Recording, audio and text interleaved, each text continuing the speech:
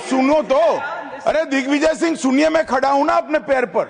सुधांशु जी ने कहा इशरत जहान, यही एनसीपी पार्टी ने इशरत जहान के घर पर जाकर रुपयों का इनाम भी दिया था और उसको शहीद बताया था। दूसरा कहा अतीक अहमद किस पार्टी से थे? इंडिया अलायंस की।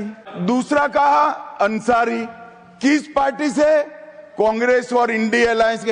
ये सारे नाम आपके साथ जुड़े हैं भाई। सुधांशु 26/11 आरएसएस ने कराया, सदन के सदस्य बैठे हुए हैं। हाफिज साहब और सुनिए, जाकिर नायक शांति का मसीहा सदन में सदस्य बैठे हुए हैं।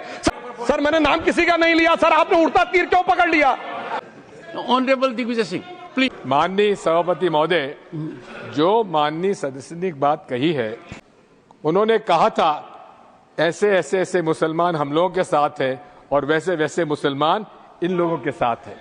बात यह है कि आपने जिस तरह से इस पूरी बात कही है, ये घोर आपत्तिजनक है, अपमानित करती है। और जो माननीय सदस्य ने भी मेरे बारे में भी कहा है, मैं उनकी निंदा करता हूं। जी महोदय, मुझे ये सब कहने की जरूरत नहीं है, लेकिन जो गुजरात में दंगे और फसाद हुए, कौन कौन उसके लिए जिम्मेदार थे बताइए। मान्यवर, मैं ध्यान से बारीकी से पूरे संवाद को सुन रहा हूं।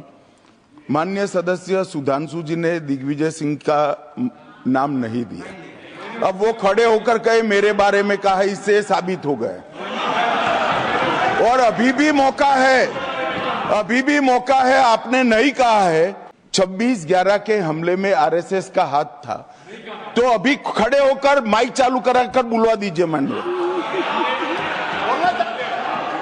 और आपत्तिजनक बात है, मैंने ये बात कभी नहीं कही है, ये आप लोगों का प्रचार है। मेरी आपत्ति इस बात की थी, माननीय गृह मंत्री जी, आप वहां पर थे, गृह मंत्री थे, जब दंगे हुए थे तो आप लोगों का क्या रोल था, ये जन जाहिर होम मिनिस्टर। मान्यवर, इनको मेरा हवा ऐसा है कि मैं ही दिखाई पड़ता हूं। आपकी सुनिए, अब सुनिए ना दिग्विजय सिंह, सुनिए, 1 मिनट सुनिए। दंगे शांत होने के बाद 18 महीने के बाद मैं गृह मंत्री बना। दंगा हुआ तब मैं गृह मंत्री नहीं था। सुधांशु त्रिवेदी संदर्भ में किसी का नाम नहीं लिया।